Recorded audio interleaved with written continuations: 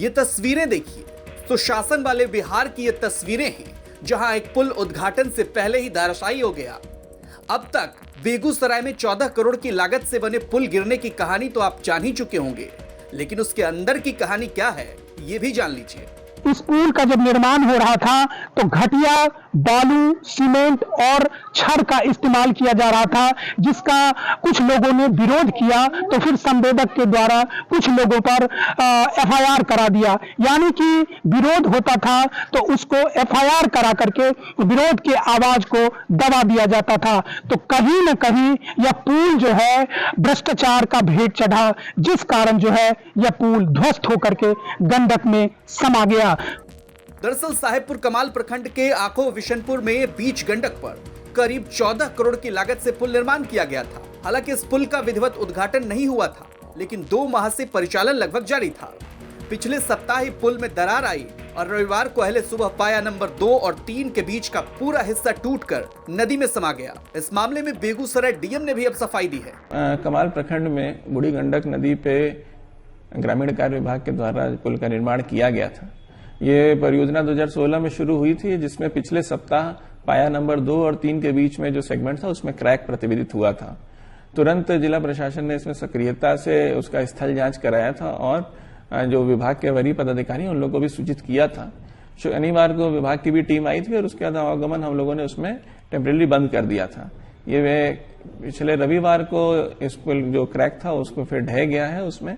तो इसमें जो इंजीनियरिंग चीफ और चीफ इंजीनियर और ब्रिज कंस्ट्रक्शन की जो टीम, एक्सपर्ट टीम है, वो विभाग से आके इसका मुआयना कर चुकी है और क्यों इस तरीके की घटना हुई, क्या उसमें कोई कमी थी या उसकी कैपेसिटी में या टेक्निकल फ्लॉ, इसकी जांच हो रही है। नहीं, अभी पुल का इसका औपचारिक उद्घाटन नहीं हुआ था, लेकिन लोग इसको चूंकि पुल तैयार था, बन गया था, तो उसका इस्तेमाल कर रहे थे। अप्रोच पथ भी जितनी मेरी जानकारी लोग अभी पुल का इस्तेमाल कर रहे थे।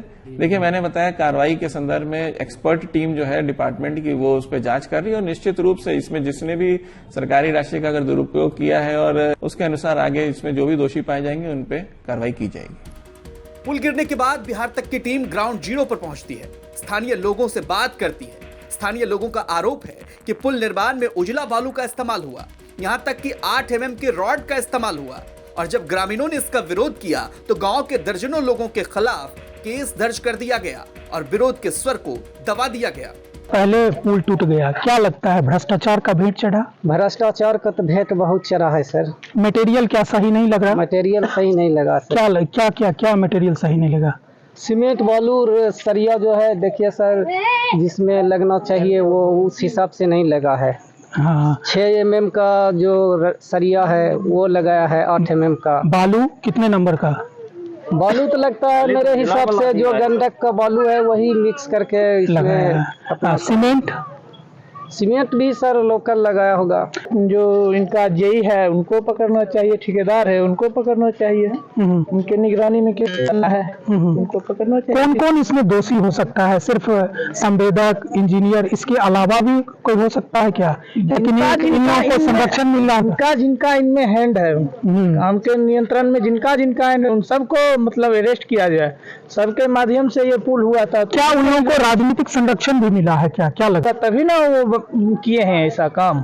आप क्या मांग करेंगे भविष्य में बिहार में इस तरह की घटना ना हो? इसके लिए मांग करेंगे कि उन लोगों को कड़ी से कड़ी सजा दिया जाए, पुल को रिकंस्ट्रक्शन किया जाए, फिर से पुल को मतलब ओपनली पूरा बनाया जाए पुल को, क्योंकि बहुत जगह ये बचा हुआ पार्ट है उसमें भी दरार आ गया है। ग्रामीण के द्वारा उस समय ही विरोध हुआ था। अच्छा। ठेकेदार द्वारा झूठ एफआईआर करवा दिया गया 20-25 आदमी पर। अच्छा। उसमें शायद मुखिया जी भी है, विष्णुपुरा हो। अच्छा। वो बोले कि बढ़िया ढालो, मशीन से ढलाई करो, लेकिन वो माना नहीं गया, उनके केस में फंसा दिया। यानी कि जब आप लोग विरोध करते थे तो एफआईआर करवा देते थे। कौन बनवाया है? कौन बनवाया है ये पुल? ये तो एस्टीमेट पास होकर गया, ठेकेदार ने बनाया होगा। अच्छा। तो सुन रहे हैं कि ये पुल उद्घाटन भी इसका नहीं हुआ था? उद्घाटन उद्घाटन नहीं हुआ, इसमें फिनिशिंग भी नहीं हुआ।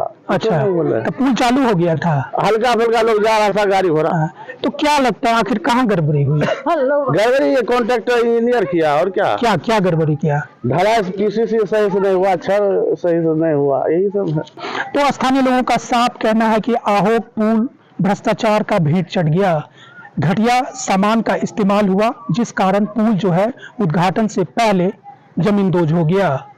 जब पुल का निर्माण हो रहा था तो उसमें घटिया सामान का इस्तेमाल हो रहा था। स्थानीय लोग इसका विरोध भी किए, लेकिन स्थानीय लोगों को इसका खामियाजा भुगतना पड़ा। उन पर एफआईआर दर्ज किया गया। लिहाजा विरोध का जो आवाज है वो दब गया। अगर सरकार या फिर स्थानीय स्तर पर सीनियर अधिकारी इसमें संज्ञान लेते तो शायद आज यह पुल इस स्थिति में नहीं होती।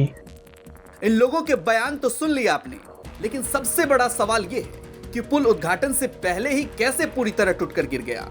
इस पुल का निर्माण मुख्यमंत्री नबार्ड योजना के तहत कराई गई थी, जो 2016 से शुरू हुई थी और कार्य समाप्ति की तिथि 2017 थी। लेकिन कार्य समाप्त होते होते 2021 बीत गया, 2022 भी खत्म होने को है।